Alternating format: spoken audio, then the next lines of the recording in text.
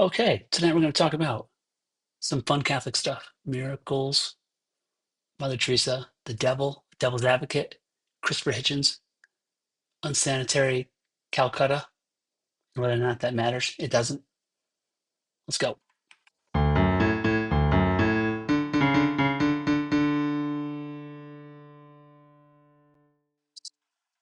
Yeah. Okay. I was listening to the Crash Course Catholicism podcast, um, and by Caitlin West, and there's this cool episode on canonization and how it works and how someone becomes a saint and part of the process. And part of the process is there really is something called the devil's advocate. So we are not going to be talking about the very good movie from 1997. If you haven't seen this, you're bored. Hope it's not extremely anti-Catholic. Pretty okay. I don't know. Anyway, it's good. Uh, but in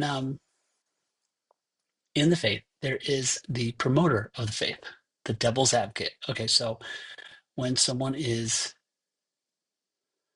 put forward to be canonized as a saint, which I think goes through a bishop in a diocese, and it kind of goes through this very rigorous process that I don't recall all of it, but they ask someone to argue against the canonization.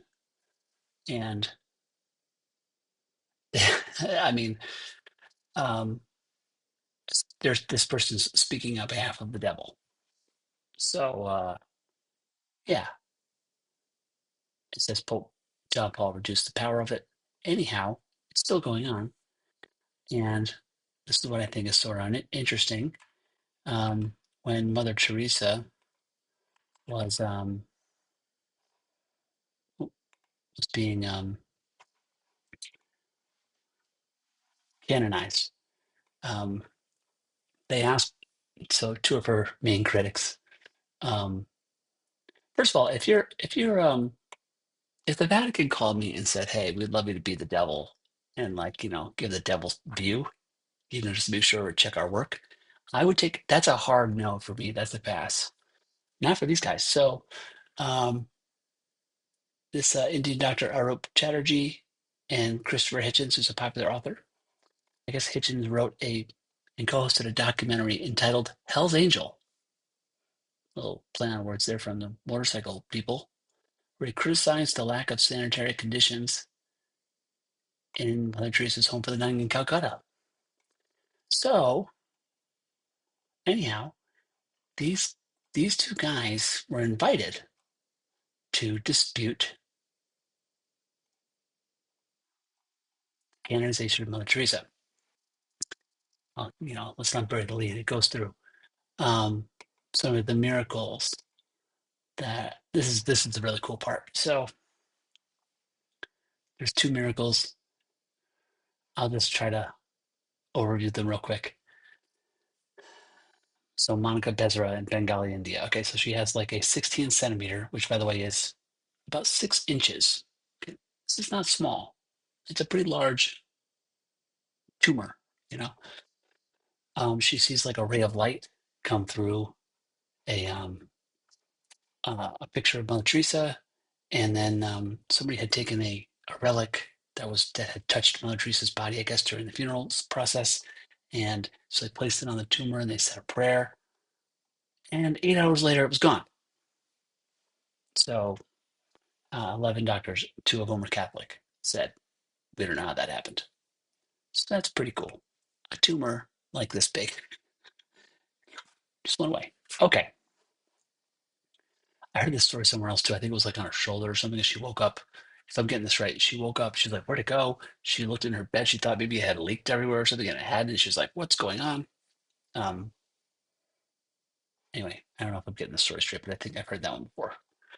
Um, and then this one's awesome. This guy, Marsilio Endrino, 2008. His wife's been praying for him. They have a relic that she's been praying. What's it called when you ask for a intercession? When you ask for a saint to intercede in our world here and do something. Um, his wife had placed this relic on his head. Anyway, he's not doing well. He's got abscesses in his brain. It's full of liquid.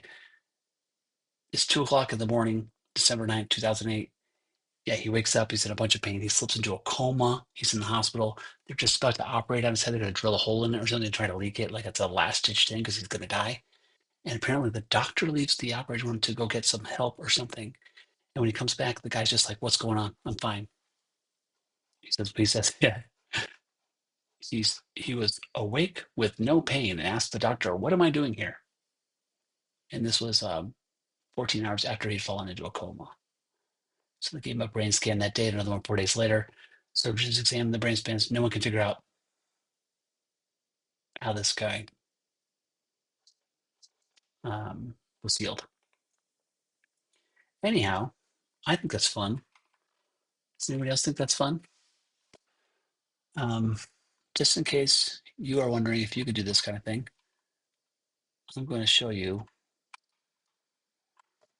tonight's video camera. It's just my iPhone connected to Ecamm on this, which is like the free version on my Mac. And the phone is propped up against the candle on top of two Bibles, the Catechism and the Mindful Catholic. Thank you, Kevin, my friend Kevin. I have not started reading that, but I will. Anyhow, you too can have some crazy production value if you stack up a couple books, stick an iPhone on there, and get on the internet and talk about Catholic stuff. That's fun. It's fun Catholic stuff. So I hope that was enjoyable. I'll play the open again.